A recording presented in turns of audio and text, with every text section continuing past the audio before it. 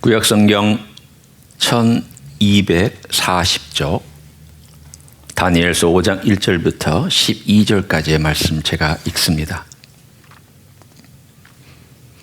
벨사살 왕이 그의 귀족 1000명을 위하여 큰 잔치를 베풀고 그 1000명 앞에서 술을 마시니라.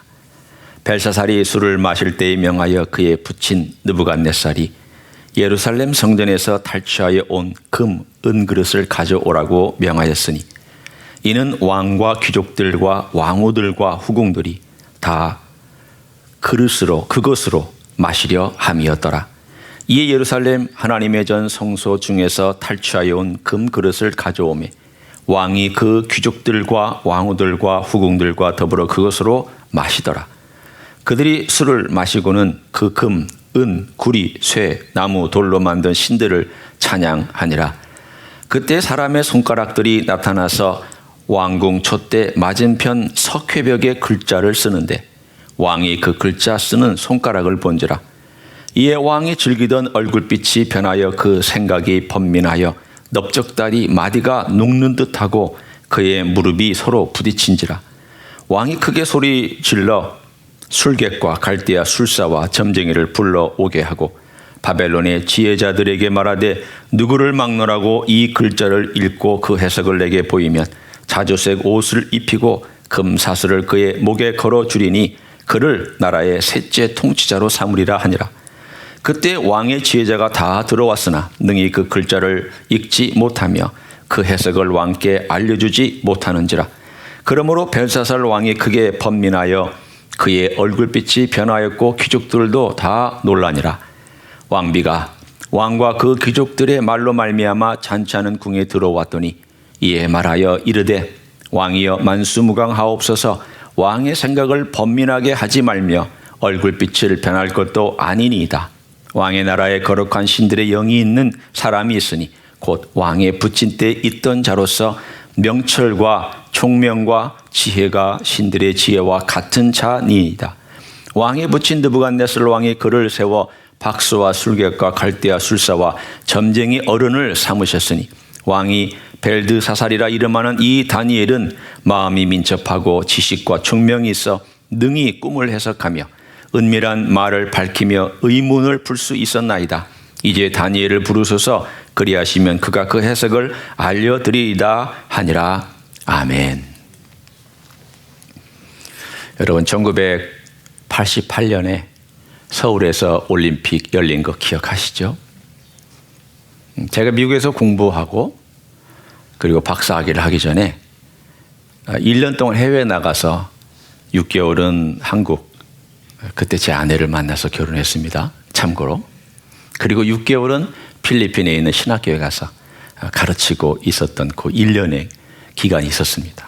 그때가 1988년도 6월부터 89년도 6월이었는데 그때 제가 이 올림픽을 직접 경기장 안에 들어가서 보지는 못했지만 그 분위기를 길거리에서 느낄 수 있었습니다. 그때 100m 경주 혹시 여러분 기억하십니까? 그때에 벤 존슨이라는 캐나다의 육상 선수가 우승을 했습니다. 1등으로 들어왔습니다. 칼 루이스라고 하는 그 불출의 100m 선수를 제치고 1등으로 들어와서 이건 기적이라고 얘기를 했습니다. 그런데 도핑 테스트에서 그 사람이 약을 했다는 것이 발견되었습니다. 3일이 걸렸습니다. 그리고 그는 금메달 빼앗겼고 그리고 육상계에서 퇴출이 됐습니다. 그래서 그것을 두고 뭐라고 얘기를 했느냐? 3일 천하. 3일 동안 즐거웠다는 거죠. 금메달을 따고 그 땄던 순간부터 딱 3일만 즐거웠고 나머지는 그의 인생에 육상계에서 퇴출되었고 그 이름은 불명예스러운 이름의 대명사가 되었습니다. 벤 존슨이라고 하는 캐나다의 육상 선수의 이야기입니다. 아마 제가 이야기하면 아 그래 그때 그런 일이 있었지라고 기억하는 그런 기억이 나실 겁니다. 여러분 3일 천하 그러면 뭐가 생각나십니까? 여러분 머릿속에는 이제 막 머리에 역사 이야기가 삼일천하 같은 그런 어떤 이야기가 떠오르실 거예요. 김옥균이라고 하는 사람의 삼일천하 여러분 생각나시죠? 역사책에서 배웠던 옛날 그래 김옥균이라는 분이 있었는데 그분이 1884년에 갑신정변을 일으켜서 뭔가 나라를 개혁하려고 했다가 일본군이 발을 빼는 바람에 청나라에 의해서 그냥 무산되어 버린 그러한 일이 있었지. 딱 3일. 그래서 그것 또한 삼일천하라고 얘기를 합니다. 그러면 3일이라는 건 뭘 의미합니까? 상징적인 거죠. 꼭 3일일 수도 있지만 뭐 일주일이고 100일이건 간에 짧게 끝나버린 영화로운 어떤 시간, 행복한 시간, 그런 것들을 우리는 삼일천하라 이렇게 얘기를 합니다. 오늘 얘기는 3일도 안 됩니다. 하룻밤 천하입니다. 왜 하룻밤 천하냐? 하룻밤 사이에 바뀌었기 때문에, 운명이 완전히 뒤바뀌었기 때문에 하룻밤 천하입니다. 그것도 가을날 밤에 하룻밤 천하입니다. 자, 저는 오늘 그 가을날로 여러분을 모시고 가겠습니다. 그날은 10월 11일 539년, 주전 539년입니다. 자, 이제 여러분은 머릿속에 주전 539년 10월 11일 날 바벨론 왕궁으로 가 있는 겁니다. 그 바벨론 왕궁은 거대한 성벽과 화려한 문물과 그리고 성 주변을 감싸고 있는 거대한 유프라테스 강의 그 흐름에 의해서 보호받고 있는 아주 화려하고 멋진 장소입니다. 머릿속에 그려지시죠?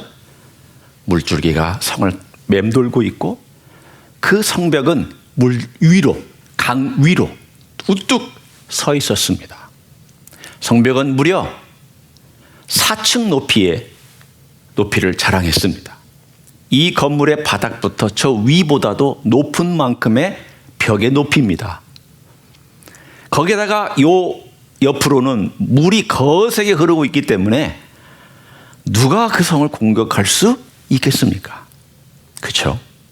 뿐만 아니라 이 성벽의 두께는 무려 12m, 25피트 정도가 넘기 때문에 그 위로 마차가 선어되는 이 병거가 4대가 동시에 달릴 수 있을 정도의 넓이를 자랑하는 거대한, 그야말로 난공불락의 성벽을 자랑하는 도시였습니다.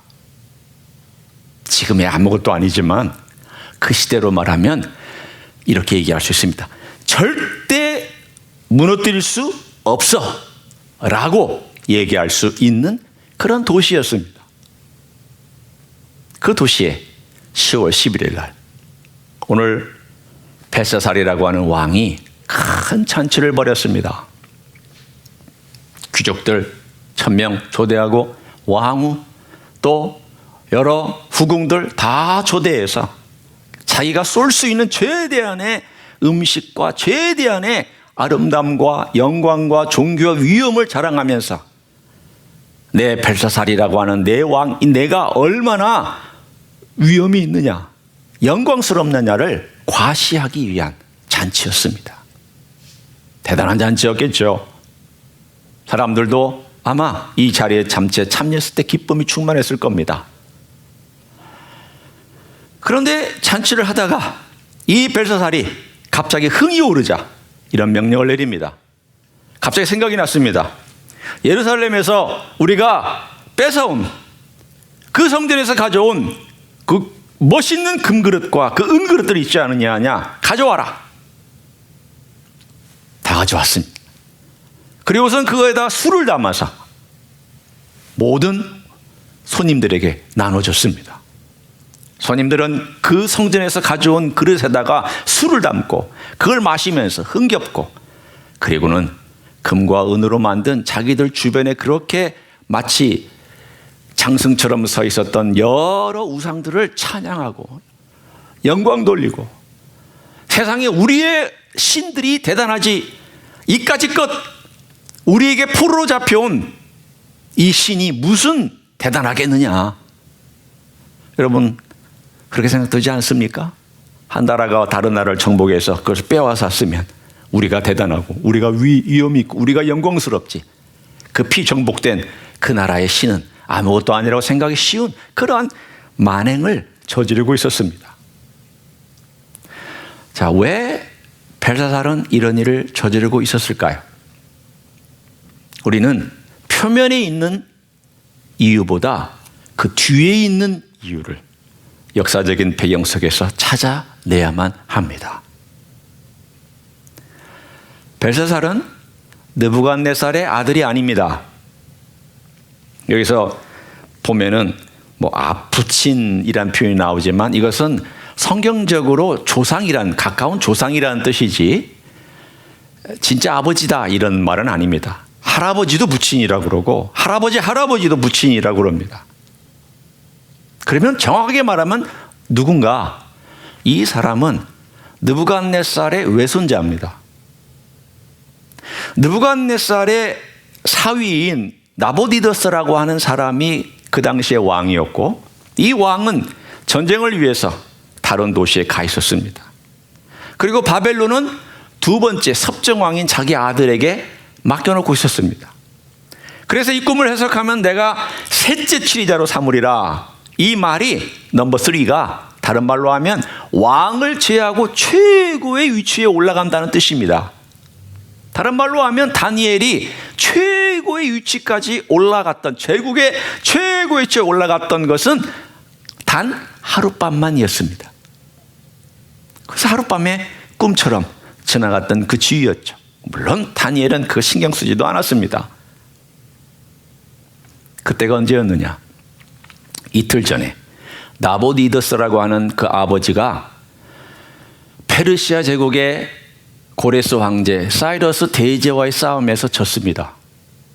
이미 딴 곳에서 큰 전쟁이 벌어져서 졌고 그리고 이 바벨론은 이미 페르시아와 메대 군사에 의해서 포위된 채로 전 도시가 포위 상태에 있었던 때에 이 잔치를 벌이고 있었습니다.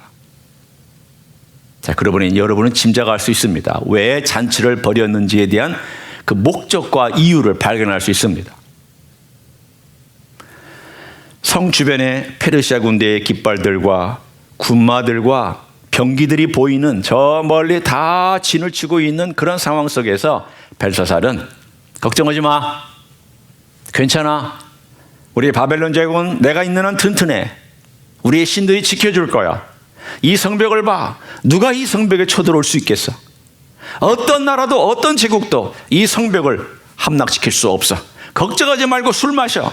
걱정하지 말고 우리의 신들을 찬양해. 이까짓것 예루살렘에서 잡혀온 그 모든 그릇들은 우리의 술그릇밖에 안 돼. 걱정하지 말라고. 그렇게 호언장담하고 과장하고 과시하고 그야말로 과자가 들어갈 수 있는 모든 것들을 다 동원해서 강조하고 마치 자기가 하나님인 것처럼 그렇게 얘기하고 있었던 것이 바로 오늘의 이야기입니다.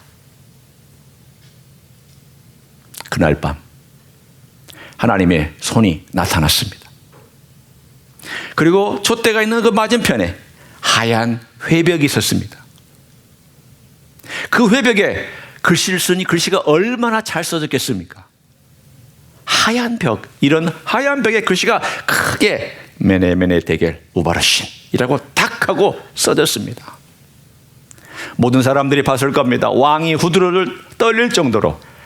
아마도 그 글자를 내용은 정확하게 알지를 못하지만 무언가 위험하거나 위기나 무언가 운명적인 메시지가 있다는 것을 직감하고 깨닫고는 바들바들 떨었습니다.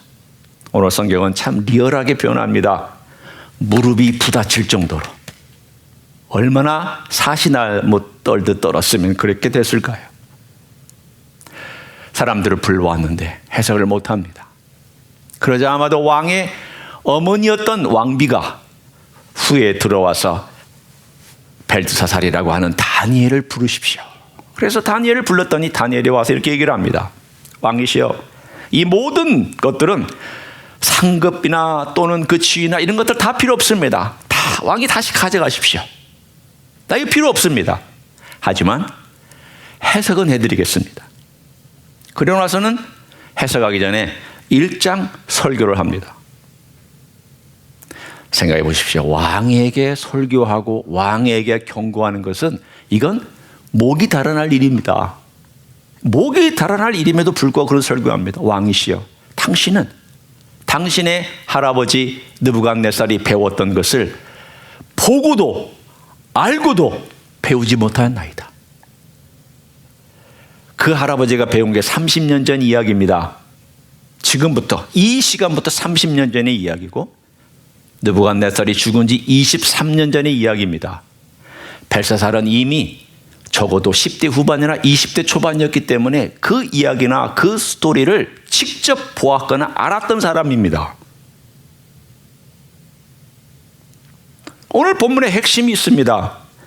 그것이 바로 5장에 우리가 제일 중요하게 생각하고 또한 제가 제목으로 삼았던 5장 22절에 있는 내용입니다. 다니엘이 어떻게 얘기하고 있는지 제가 직접 그의 표현을 이렇게 읽어드리겠습니다.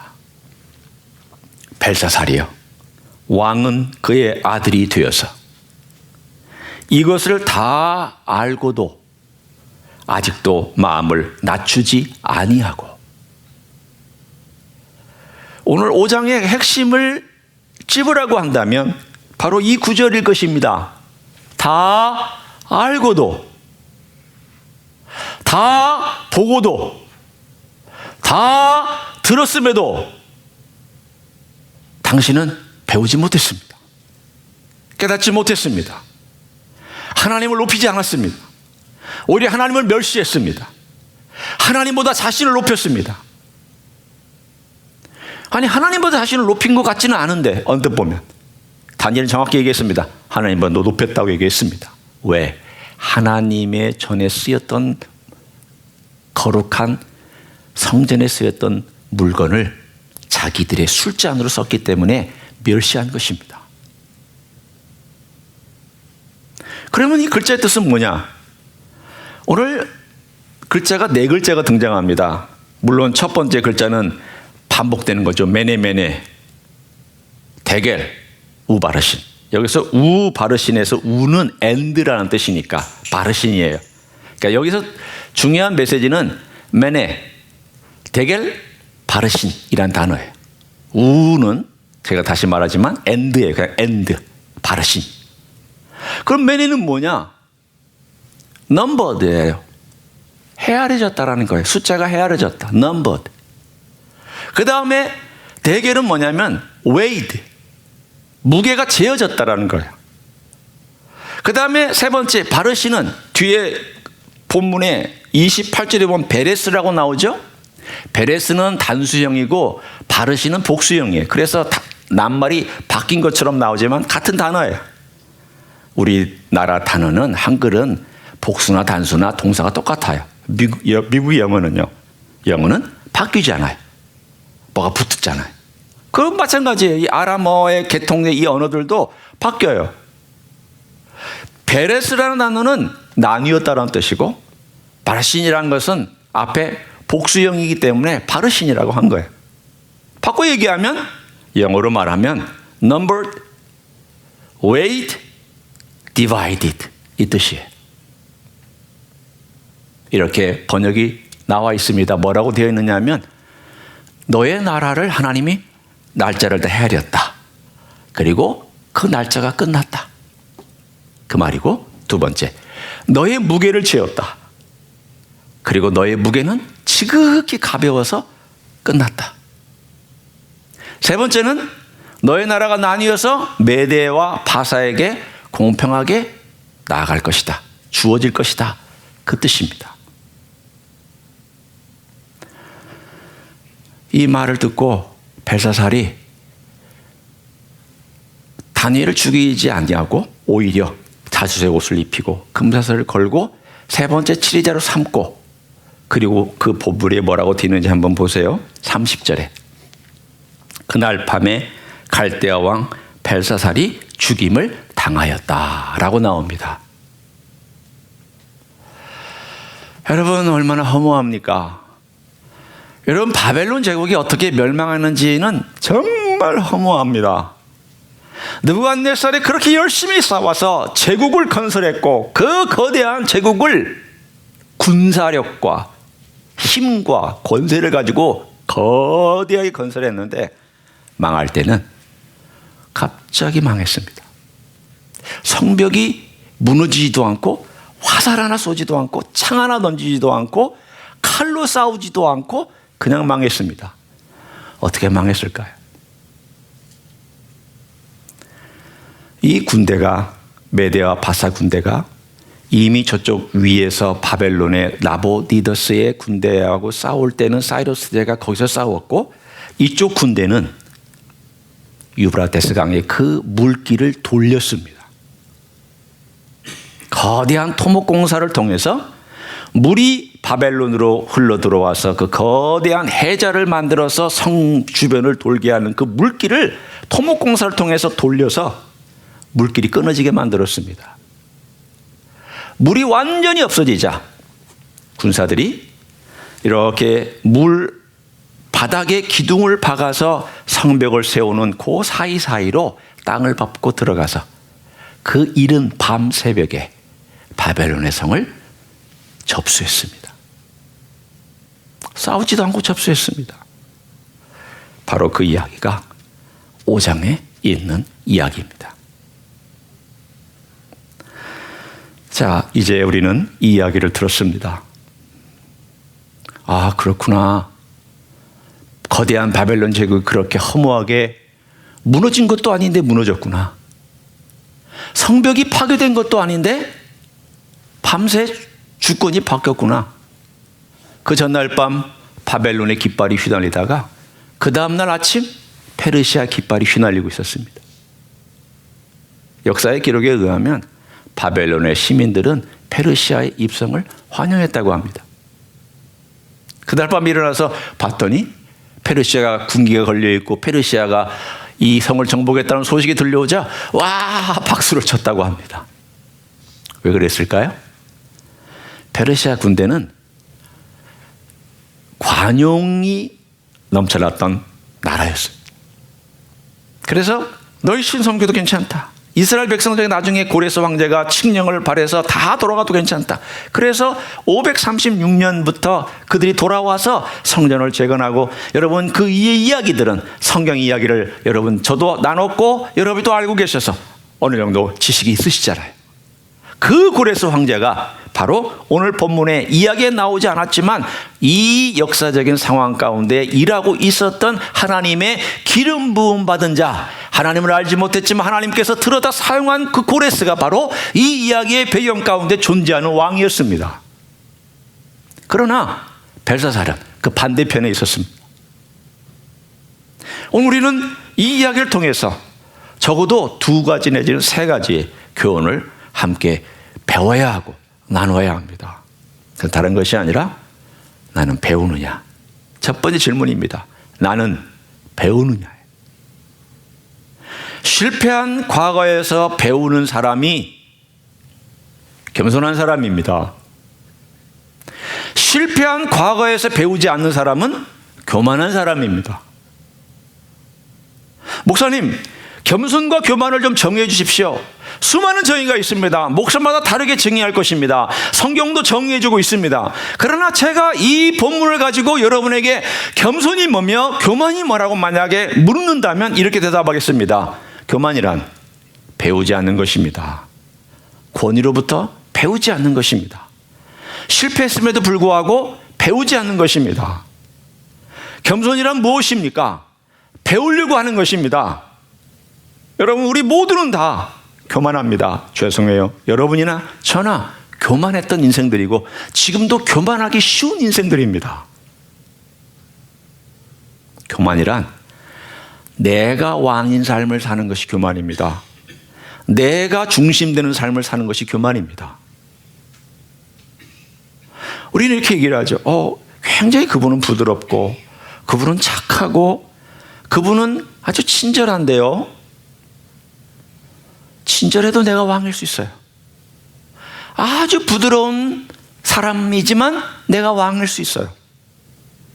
아주 착한 사람이지만 내가 왕일 수 있어요. 여기서 제가 얘기하는 것은 겸손이 부드러운 사람이나 친절한 사람이나 또는 사람들에게 착한 일을 많이 한 그것의 기준을 두지 않습니다. 위에 하나님의 권위, 성경의 권위, 말씀의 권위 앞에 자기를 복종시켜서 배워야 되겠다. 나는 정말 하나님 아버지 앞에 교만한 인생인데 내 중심의 인생을 살아왔는데 배워야 되겠다. 이렇게 자꾸 실패하거나 문제가 생길 때마다 배우려고 하는 사람이 겸손한 사람입니다. 배우지 않는 사람은 벨사살 같습니다. 가룟 유다 얘기를 꺼내볼 원합니다. 가룟 유다는 처음부터 도적이라고 성경에 나와 있습니다. 그런데 그가 왜 도적이 되었을까를 생각해 봤습니다. 그가 도적이 된 것은 물론 금전을 맡고 있었기 때문에 도적이 되었습니다. 그럼 금전을 맡는다고 다 도적이 되느냐? 그건 아닙니다. 금전을 맡았지만 그가 도적이 된 이유는 그 금전에 탐이 났는데 그 탐이 나게 된 동기가 뭘까를 한번 생각해 볼 필요가 있습니다. 보상받기를 원했습니다. 뭘 보상받기를 원했냐면 내가 예수를 따를 때에 보상받기를 원했습니다. 그런데 예수의 가르침을 들으면 보상받는 일에 대해서는 별로 많이 얘기하지 않습니다. 아니, 너희가 나와 함께 다음 세계에서 혹은 하나님의 나라에서 다스릴 것이다. 그게 무슨 뜻인지 명확하지 않습니다. 당장 하나님의 나라가 이 땅에 와야 우리가 어둠 가운데 이 지치고 힘든 세상 가운데 뭔가를 얻어낼 수 있을 것 같은데 예수님이 말하는 것은 뜬구름 잡는 것 같습니다. 네가 죽어야 된다. 너를 부인해야 된다. 너무 뜬구름 잡는 것 같습니다. 아니, 지금까지 우리가 로마의 압제와 헬라의 압제와 그리고 바벨론의 압제와 페르시아의 압제에 견딘 것만 해도 수백 년인데 또 견디라고? 또 참으라고? 또 죽으라고? 이런 상태가 또 지속된다고? 나는 그런 메시아 못 참아. 나는 그런 메시아 기다릴 수가 없어. 메시아라면 뭔가 보여줘야지. 뭔가 파워를 보여줘야 되고 뭔가 능력을 보여줘야 되고 뭔가 변화를 당장 보여줘야지. 그게 진짜 메시아지. 어찌 이 예수는 그렇게 하지 못하는가? 자기 마음에 안 들었습니다. 자기 생각에 따라오지 못했습니다. 자기 기준에 맞지 않았습니다. 예수님 기회를 많이 주셨습니다. 많이 가르치셨습니다. 가룟 유다를 돌이키기 위해 심지어는 성만찬식 자리에서도 주님은 그에게 기회를 주셨습니다. 여러분 놀라지 마십시오. 성만찬할 때 가룟 유다 그 자리에 있었습니다. 그 떡 먹었습니다. 그 잔 마셨습니다. 그래도 불구하고 예수님 배반했습니다. 끝까지 주님 기회 주셨습니다. 그런데 왜 그는 예수님을 배반했습니까? 자기를 바꾸려고 하지 않았습니다. 적어도 예수님이 메시아라면, 내가 따랐다면, 그리고 예수님이 하신 말씀이 정말 진리라면 그걸 가지고 고민하고 내가 어떻게 하면 우리 주님의 뒤를 따를 수 있을까? 우리 주님께서 자기를 부인하라고 말씀하셨는데 어떻게 하는 것이 부인하는 것일까? 내가 죽는 것이 뭘까? 이걸 고민하고 이걸 가지고 정말 주님께 도움을 구해야 되는데 그는 스스로 주님을 먼저 버렸습니다. 한 가지입니다. 배울 마음이 없었습니다. 여러분, 우리 자신을 한번 겸손히 살펴보기를 원합니다. 겸손히 살펴본다는 건 다른 게 아니라 나는 정말 배우고 바꾸려 하는가? 나는 거기에 열린 마음을 갖고 있는가? 나는 정말 내가 배우려고 우리 주님을 따라가는가? 따라가면서 주님께서 알려주신 것을 들으면서 잘 안 되지만 배우려고 하는가? 아니면 처음부터 선을 그어버리고 안 된다라고 얘기하며 적당한 선에서 예수님과 함께 거리를 두고 있는가?